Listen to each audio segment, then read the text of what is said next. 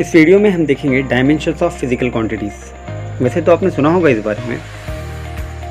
अगर सिंपली कहें तो डायमेंशंस कहते हैं फंडामेंटल क्वांटिटीज़ के पावर्स को। जैसे वेलोसिटी के डायमेंशन है L1 T-1। यहाँ 1 और -1 पावर्स हैं और इसी को हम कहते हैं डायमेंशंस। और ये पावर्स है लेंथ और टाइम के, जो कि फंडामेंटल क्वांटिटीज़ हैं, या फिर हम इसे बेस कहेंगे। लेकिन अगर इसको मोर स्पेसिफिक कहें तो it is the representation of physical quantities on the basis of powers of fundamental quantities. हमने पिछले वीडियोस में फंडामेंटल क्वांटिटीज़ देखी थी और उनके सिंबल्स भी देखे थे, जैसे मास को m से, लेंथ को l से, और उसी तरह दूसरे क्वांटिटीज़ के भी सिंबल्स। मान लीजिए आपके लिए डायमेंशन एक न्यू टर्म है, लेकिन आप मास की डायमेंशन पता करना चाहते हो। तब आपको सबसे पहले मास की जो सिंबल है, जो कि कैपिटल M है, उसे एक स्क्वायर ब्रैकेट में लिखना होगा। अब स्क्वायर ब्रैकेट इसलिए क्योंकि हम यहाँ डायमेंशन की बात कर रहे हैं, उसके मैग्नीट्यूड की नहीं। तो क्या सिर्फ सिंबल के स्क्वायर ब्रैकेट में रखने से हमें उसकी डायमेंशन मिल जाएगी? यहाँ कुछ तो मिसिंग है, और वो है m का पावर। यहाँ m का पावर कितना है? 0। आपने पिछली क्लासेस में पढ़ा होगा लॉज ऑफ इंडाइसिस में। अगर नहीं तो एक बार जाकर देख लीजिए, क्योंकि बिना लॉज ऑफ इंडाइसिस के नॉलेज के हमारे लिए डायमेंशनल एनालिसिस थोड़ा सा डिफिकल्ट होगा। लॉज ऑफ इंडाइसिस के बेसिस पर अगर किसी चीज़ की डायमेंशन कुछ ना हो तो वो 1 होती है, या फिर इसे अगर यूँ कहें कि जब किसी चीज़ की डायमेंशन 1 होती है तो हम उसे यूजुअली नहीं लिखते, क्योंकि हमारे लिए हर चीज़ के पावर में 1 लिखना ये थोड़ा सा थका देने वाला काम है।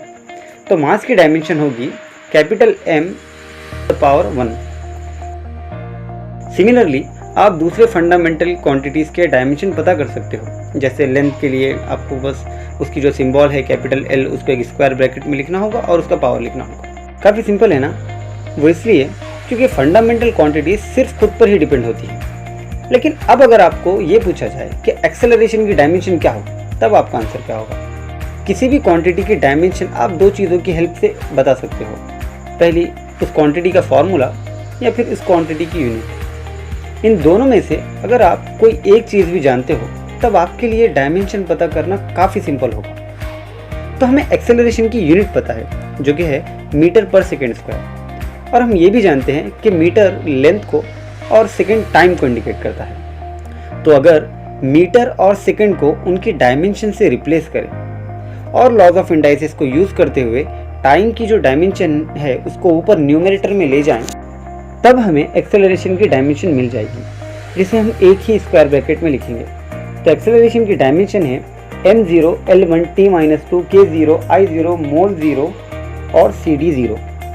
लेकिन यहाँ कुछ क्वांटिटीज़ के डायमेंशन 0 हैं, इसलिए हम उसे नहीं लिखेंगे। तो एक्सेलरेशन की डायमेंशन होगी L के लिए 1 और T के लिए -2। एक बात हमेशा याद रखिए कि डायमेंशंस बेस की पावर्स को कहेंगे। यहाँ बेस L और T है, और अगर इनको एक स्क्वायर ब्रैकेट में लिख लें तब वो होगा एक्सेलरेशन का डायमेंशनल फार्मूला। अब आप सोचिए कि क्या आपको एक्सेलरेशन की डायमेंशन पता थी? आपको सिर्फ इतना पता था कि एक्सेलरेशन किन क्वांटिटीज़ पर डिपेंड थी और उन क्वांटिटीज़ का आपस में किस टाइप का रिलेशन था। तो ये था डायमेंशनल एनालिसिस का एक एप्लीकेशन, कि अगर हमें ये पता हो कि डिराइव्ड क्वांटिटी किन फंडामेंटल क्वांटिटीज़ पर डिपेंड है और उनका आपस में किस टाइप का रिलेशन है, तब हम उस डिराइव्ड क्वांटिटी की डायमेंशन आसानी से पता कर सकते हैं।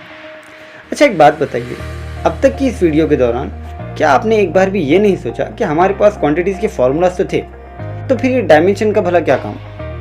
एक एग्जांपल लेते हैं। आपको पता होगा कि हम स्पीड को कैसे मेजर करते हैं। जनरली हम स्पीड को मीटर पर सेकंड या किलोमीटर पर आवर में मेजर करते हैं। स्पीड के 2 अलग अलग यूनिट्स हैं, लेकिन स्पीड की जो डायमेंशन है लेंथ अपॉन टाइम, या फिर L1 T-1, ये सभी के लिए फिक्स्ड होगी, फिर चाहे वो एवरेज स्पीड हो या फिर इंस्टेंटेनियस स्पीड। इसीलिए डायमेंशनल एनालिसिस थोड़ा सा इंपॉर्टेंट है। इसके अलावा डायमेंशनल एनालिसिस का मेन एप्लीकेशन है इक्वेशंस को वेरीफाई करना। मतलब कोई भी इक्वेशन उस वक्त तक वैलिड नहीं होगी जब तक कि उस इक्वेशन के लेफ्ट और राइट साइड की जो डायमेंशन है वो सेम नहीं हो जाती। फॉर एग्जाम्पल, आपने सुना होगा काइनेटिक एनर्जी और पोटेंशियल एनर्जी के बारे में, और क्योंकि वो एनर्जी डिफरेंट टाइप की है इसलिए उनके फॉर्मूले भी डिफरेंट होंगे। काइनेटिक एनर्जी के फॉर्मूले में m मास को इंडिकेट करता है और v वेलोसिटी को, जो कि डिस्प्लेसमेंट अपॉन टाइम है। और पोटेंशियल एनर्जी में m मास के लिए होता है, g ग्रेविटेशनल एक्सेलरेशन के लिए, जो कि एक टाइप का एक्सेलरेशन है और उसे हम मीटर पर सेकंड स्क्वायर लिखते हैं। और रही बात h की, तो वो लेंथ को इंडिकेट करता है। चलिए अब इन फंडामेंटल क्वांटिटीज़ की डायमेंशन को इक्वेशन में रखते हैं। यहाँ m और l में कोई चेंजेस नहीं आएंगे, लेकिन ये जो t⁻²⁴ है वो न्यूमरेटर में आ जाएगा और न्यूमरेटर में आने पर उसकी जो पावर्स की साइन है वो निगेटिव हो जाएगी। उसी तरह इक्वेशन के राइट साइड में l और l का प्रोडक्ट होगा और वो हो जाएगा l⁻², और t⁻²⁴ फिर से न्यूमरेटर में आ जाएगा और उसकी साइन निगेटिव हो जाएगी।